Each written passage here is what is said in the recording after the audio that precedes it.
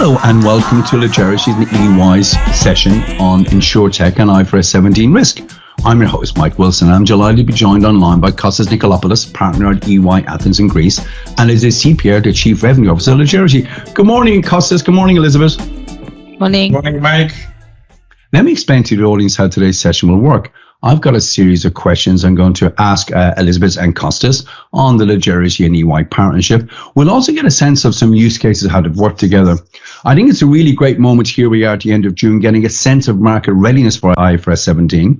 We'll also take a look at what does it mean when IFRS 17 is live, some of the tangible and visible differences for CFO, risk and finance ops, and maybe we'll take a little bit of a look beyond insurance. So to get us underway, Kostas, could you please introduce yourself and your role and EY, please?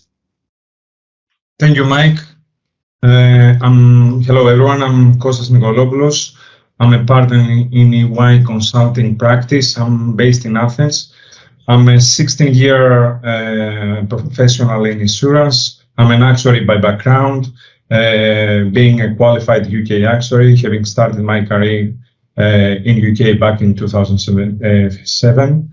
And for the last 5 years, I'm a partner and responsible for the actuarial services in Central, Eastern and Southeastern Europe and Central Asia. And I'm also leading the insurance industry business consulting in Greece. I'm also responsible for the partnership between EY and Legerity, which is a very successful partnership that we have developed the last 3 years. I'm leading a team of 60 professionals that provide actuarial risk and finance services. Thank you very much, Kostas. And I know we're going to explore some of those great projects you've worked on across those different regions in a moment. If I turn now to Elizabeth. Elizabeth, could you introduce yourself, your role, and Legerity to our audience, please? Hi, I'm Elizabeth Sipiere. I'm the Chief Revenue Officer at Legerity, and I've worked for Legerity for about 7 years. For about 7 years prior to that, I worked as Managing Director of Aptitude, which provides similar accounting functionality, but obviously slightly older technology than we currently use. And I have a background in investment banking and sort of securities processing and technology. Legerity is a sort of modern, innovative, cloud-based solution for accounting for financial services. We're very focused on banking and insurance. We've done a lot of work in telco. So although we particularly focus on financial services, we are experts where there's complexity around the transactions and the accounting that they're on. We also provide a lot of work for reporting and reg reporting, a lot of data aligned to the actual accounting. Legerity recently got bought by Insight Software, which is about a $500 million revenue US software company focused entirely on the office of the CFO. Thank you very much, Elizabeth. So maybe you could set the scene for Legerity and EY, how you've worked together and how you guys know each other. Kostas, do you go first? Yeah, of course. During the whole IFRS 17 journey, as in EY, we explored a lot of companies and vendors that could provide the solution that will fit the market and be able to successfully serve our clients. During this process, we came across Legerity and Elizabeth. We very quickly understand the value of the software, all the innovations that the software had, and that eventually turned up in a very fruitful partnership between EY and Legerity with many successful project implementations. Oh, thank you very much. And Elizabeth, is there a particular use case that springs to mind you'd like to share with the audience? And explore that in a little bit more detail, why that's a great example to highlight to the audience. I think EY worked on one of the early projects with Aegon Southern and Eastern Europe, and that was it was a large project and across many varied countries. But I think the EY team understood that FastPost, facilitated that, and then their team have been so trained that they can provide support for very large projects, but also for the smaller projects where it really has to be very packaged, right the way down to the managed service where, you know, the customer's just sending the data, EY is running FastPost, and the customer gets their IFRS 17 results. And that agility to go from large to the smallest is really valuable, especially at the moment when people are in a bit of a rush to get IFRS 17 complete by 2023. Fantastic. I'd like to turn back to you, Kostas, and just build that in a little bit more detail now. So Elizabeth touched on, you know, FastPost business rules definition and being cloud delivered. Could you maybe just share with the audience the attractiveness of the business rules and you make the rules process within FastPost and the flexibility that gave your clients? Yes, Mike. FastPost Express offers a pre-built solution to a great extent, and that's very important for the majority of the clients. Except for the very big clients, there is a very big market mid and small insurers that really wanted an innovative product and a product that will quickly facilitate their IFRS 17 compliance. Having examined and understand Legerity FastPost Express, we managed to offer a solution to the market that really fits both in terms of the financial capability of many of the clients, but also being able to quickly give a solution to the market, given that there was many insurers that didn't start the whole IFRS 17 journey early. And Elizabeth, just building on that, what Kostas just touched on there about the ability to address such a large problem set of the market, could you maybe just share one or two other aspects of the Aegon implementation you think that are highlights for you? Well, not just Aegon, but I think the work that Kostas and team have done, everybody knows that IFRS 17 is radically different than IFRS 4 or local gaps, and the biggest challenge for customers always lies in the data. And right. I think working on Aegon, that was the first thing that the EY team commented on. They could get a really good handle on that, and it just flows through in every project, particularly FastPost Express, where you very quickly are able to tell the client exactly which data they need, and they can start preparing that with EY. And Kostas and Elizabeth, I'm going to ask you both the same question before I move on to talk about the broader market. If there's one thing you'd like to share with the audience about the EY FastPost Express and Aegon relation, all of that work you wanted to share with the audience, Kostas, what would that be? It's the deep understanding of both the IFRS 17 regulation and the business requirements that this brings, and the ease of use of FastPost Express and the quickness that we can bring all this value to our clients.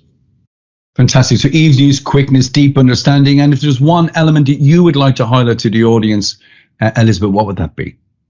The number of clients we've done together, you know, Aegon was just happened to be the first, but, you know, we've done Burj in Saudi, we've done GAN in Cyprus. We've just done so many projects together. I think that's really the hallmark of our work and has sort of enabled us to just get better and better at working together.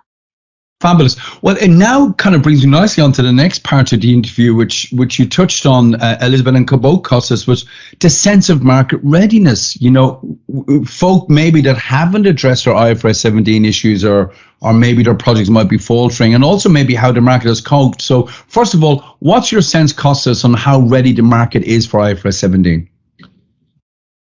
The market is still trying to adopt to the new standard. This was a huge change for the insurance industry. It required a massive amount of resources in terms of both people, IT, data, etc., and everyone is still running in order to comply with the standard. There is still some portion of the market, especially in the small and medium companies, that have not started, and we believe that they need to start quickly, as time is passing very quickly until the 1st of January, where the standard is going live in most of the countries around the globe. And you know, I guess the name is FastPost Express, Elizabeth. For folk who may be listening in or tuning in that the project hasn't worked out for them, the clock is ticking and we're coming into the second half of the year, as Kostas says, counted down to the 1st of Jan. Is there still an ability to work with you guys now? Are you still seeing market interest in FastPost Express? Yes, I think it's hard for those people. We have a lot of people who are finished. You know, they've done their dry runs and they're ready. We've got other people who are starting, and they've got 6 months and they'll be all right. We can easily do a project together in 3 or 4 months. And then there are people who won't make their decision for some few months. But what we are seeing is we're seeing people who will not report till the end of the first quarter. So that gives them another 3 months. And I've even met one company that's thinking of not reporting till the end of 23. So people are finding ways. People who are running behind are either trying to start right now and be compliant, you know, for January, or they're going to look to a slightly later reporting date for their first set of numbers under IFRS 17.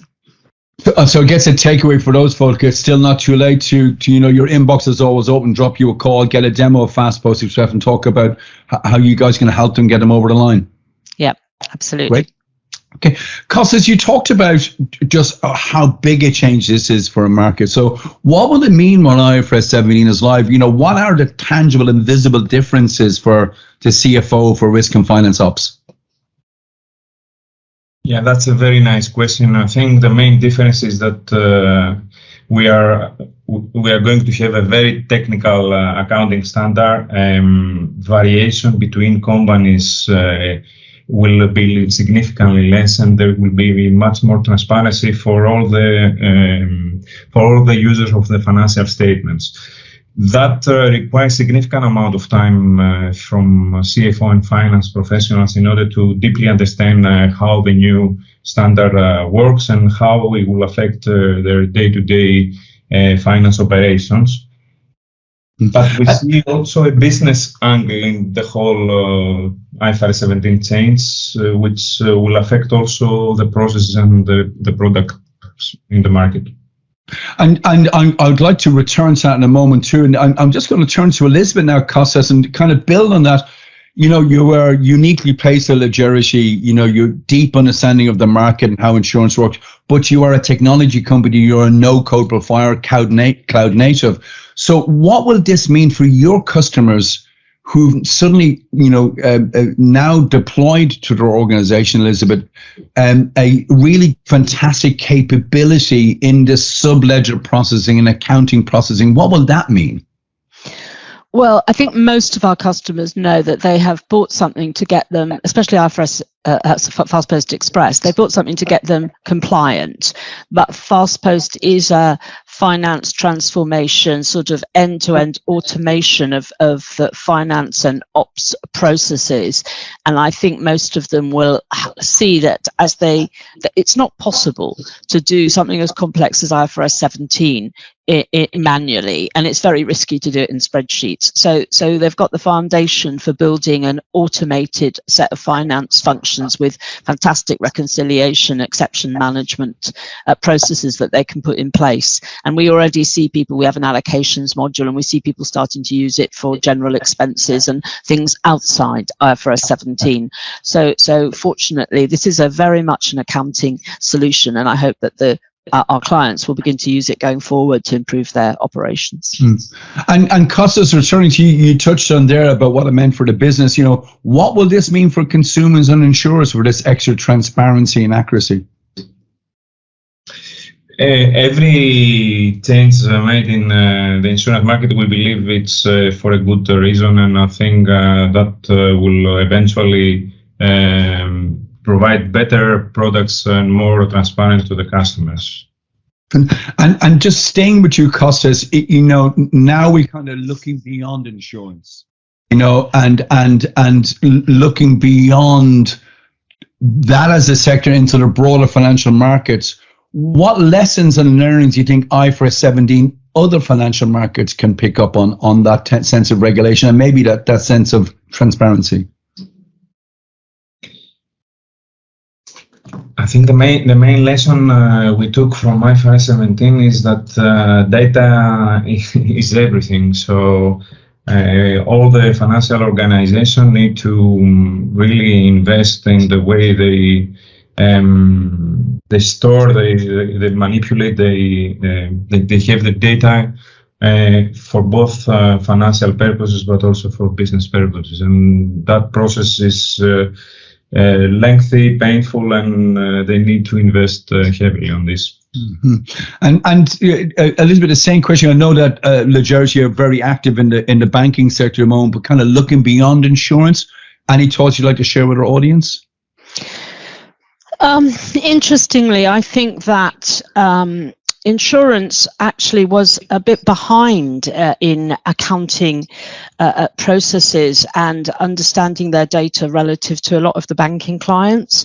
So in the banking world, we're definitely in next generation solutions and much more timely solutions. We have one client in insurance that's been using streaming data, but as we get into banking and all of the digital sort of competitive firms, challenger firms that are coming up, we see rates of innovation that are probably more accelerated than we've seen in insurance, but it still comes down to data, agility, being able to change your rules rapidly, and of course this alignment between finance and risk that all the regulators are looking for. Lovely. I think we're going to leave it there. That's absolutely fantastic. Now, I would like to ask you, Kostas, and you, Elizabeth, one final question each. It's been a tremendous successful partnership between EY and Legerity. Turning to you first, Kostas, why do you think the Legerity and EY partnership is such a success? It eventually turns out to the people. So we have a very open and honest relationship with our Legerity colleagues and Elizabeth, and I think that make a huge difference. Apart from the fact that Legerity has a great product, and in EY we invest heavily in our people and our capabilities in order to support the insurance market. Great people, great product. I love it, Kostas. And Elizabeth, to yourself, why do you think the partnership from Legerity and EY is such a great success?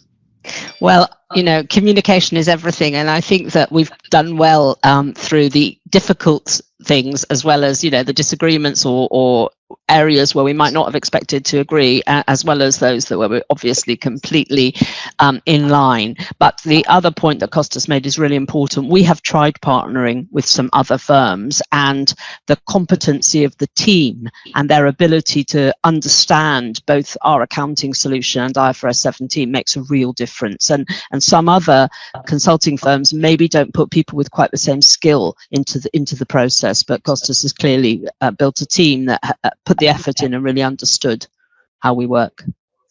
Brilliant, a fantastic mix. Well, it just leaves me to say thank you very much, Kostas, and thank you very much, Elizabeth. And dear listeners, in the Zing list here, you'll see a companion paper to accompany this interview. We'll also see some use cases and other great material. It just leaves me to say thank you very much, Kostas, and thank you very much, Elizabeth, and thank you very much, dear listener, for tuning in.